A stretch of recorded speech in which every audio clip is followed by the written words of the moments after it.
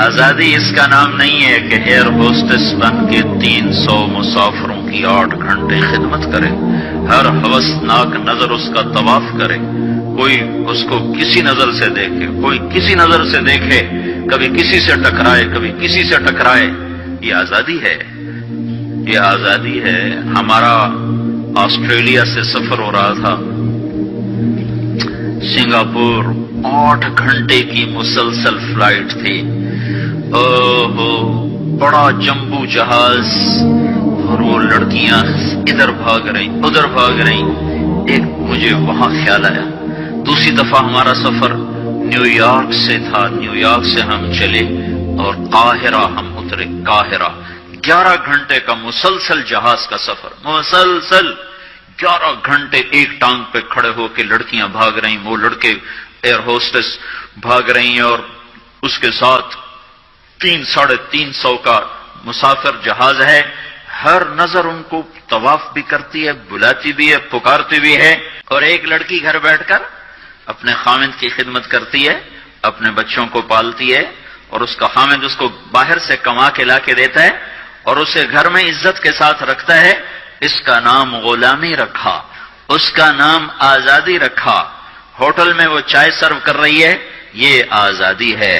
اور وہ کاؤنٹر پہ جنرل سٹور پر 8 گھنٹے کھڑے ہو کر وہ سارا دن تھکن سے چور ہو جاتی ہے، پھر اس نے گھر جا کے کھانا خود تیار کرنا ہے۔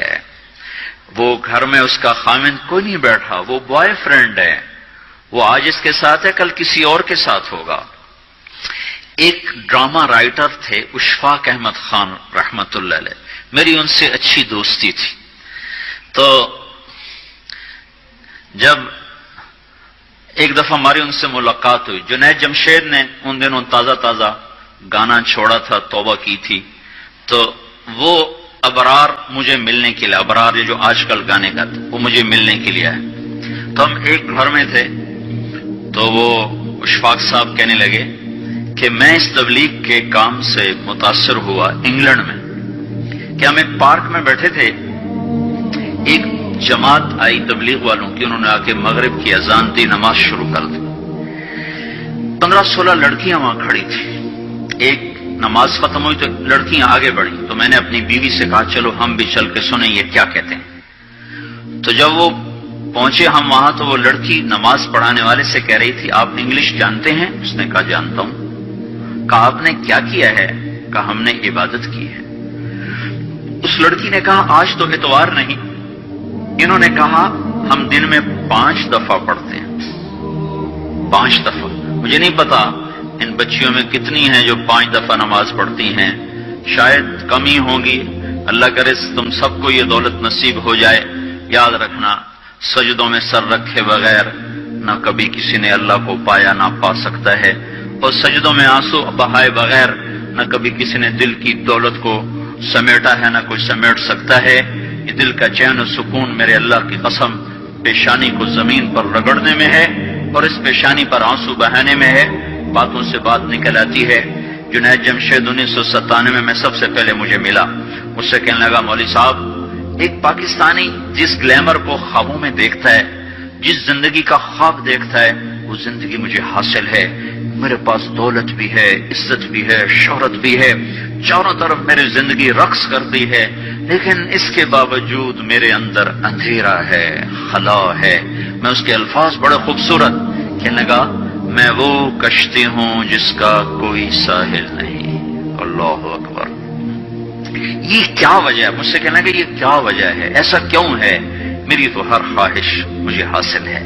اور بالکل یہی بات چند لفظوں کی تبدیلی کے ساتھ مجھے سعید انور نے کہی جب وہ 3 دن کے لیے ہمارے ساتھ نکلا پہلی دفعہ۔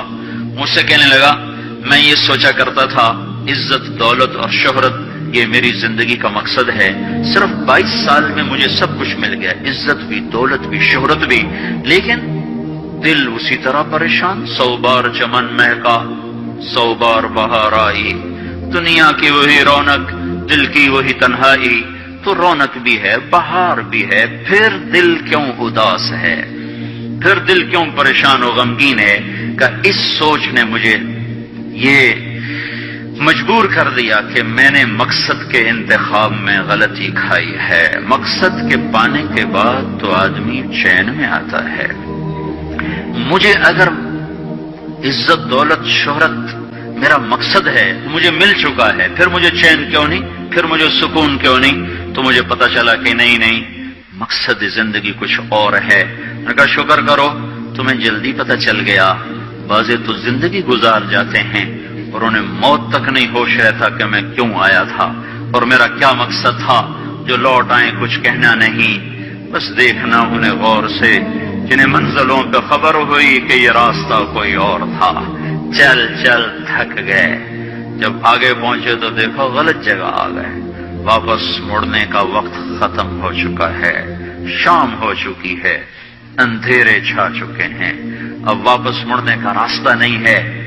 شکر کرو کہ اللہ تعالیٰ نے ہمیں ایمان کی دولت عطا فرمائی، اور تم 22 سال کی، تم جلدی 30 برس کی عمر میں ہی تمہیں ہوش آ گیا کہ نہیں میری زندگی کا مقصد کوئی اور ہے۔ اس نوجوان نے کہا ہم دن میں 5 نمازیں پڑھتے ہیں۔ اس لڑکی نے کہا یہ تو بہت زیادہ ہے۔ اس نوجوان نے کہا، لمبی خیر بات ہو جائے گی، آخری بات بتاتا ہوں۔ تو جب وہ بات ختم ہو گئی تو اس لڑکی نے آگے ہاتھ بڑھایا کہ اچھا خدا حافظ۔ تو اس نوجوان نے کہا میں آپ کو یہ ہاتھ نہیں لگا سکتا۔ اس لڑکی نے کہا کیوں؟ کہا یہ ہاتھ میری بیوی کی امانت ہے، یہ صرف اسی کو چھو سکتا ہے اور کسی کو نہیں چھو سکتا۔ تو لڑکی کھڑی تھی، اس کی چیخ نکلی اور زمین پہ گر گئی اور اس کی ہچکیاں لگ گئی اور وہ پھوٹ پھوٹ کے رونے لگی اور کہنے لگی وہ لڑکی کتنی خوش قسمت ہے جس کے تم خامند ہو، کاش یورپ کے مرد بھی ایسے ہوتے۔ اور روتی ہوئی، آنسو بہاتی ہوئی اٹھ کے چل دی۔ تو اشفاق مرحوم کہنے لگے میں نے اپنی بیوی سے کہا بانو آج وہ تبلیغ ہوئی ہے کہ لاکھوں کتابیں چھپ کر بھی وہ پیغام نہ پہنچتا جو یہ لڑکا اپنے عمل سے پہنچا گیا۔ تو ہمیں ایک زندگی کا میرے عزیزوں مقصد ملا ہے، اللہ ہماری منزل ہے، ہم اللہ کو سامنے رکھ کے زندگی گزارنے والے ہیں، ہم آزاد نہیں زندگی گزارنا، یہ کامیاب زندگی ہے۔ تو کہیں ایسا نہ ہو کہ میرا اللہ کہہ دے وَامْتَازُوا الْيَوْمَ أَيُّهَا الْمُجْرِمُونَ، ان کو الگ کر دو اور مجرموں کی صف میں کھڑا کر دو، تو پھر کوئی حال نہ ہوگا۔ ہائے اللہ کے نبی نے کہا کتنی عورتیں ہوں گی جن کو سر کے بالوں سے فرشتے پکڑ کے گھسیٹ رہے ہوں گے اور وہ کہیں گی ہائے ہمیں بچا لو، ہائے ہمیں بچا لو۔ اور کتنے مرد ہوں گے جن کے جبڑوں میں ہاتھ ڈال کر فرشتے ان کو گھسیٹ رہے ہوں گے، وہ کہیں گے ہائے ہمیں بچا لو، ہائے ہمیں بچا لو۔ تو اس وقت اللہ کہے گا اولم نعمرکم ما یتذکر فیہ من تذکر وجاءکم النذیر، میرے بندے یہ چند آنسو دنیا میں بہا لیتا، جو آج تو کر رہا ہے تو ہائیاں دے رہا ہے، یہ تو دنیا میں دے لیتا، تو آج اپنے رب کی رحمت کو دیکھتا۔ تجھے بتانے والے بھی آئے تھے، تمہیں سمجھانے والے بھی آئے تھے، لیکن تو مذاق اڑاتا رہا، تو ان کے ساتھ مستیاں کرتا رہا۔ آج دیکھ ایمان والے کتنے اونچے جا رہے ہیں، جنہوں نے مجھے راضی کیا کتنی بلندیوں کا سفر کر رہے ہیں، اور ان کے ساتھ میں کیا کرنے لگا۔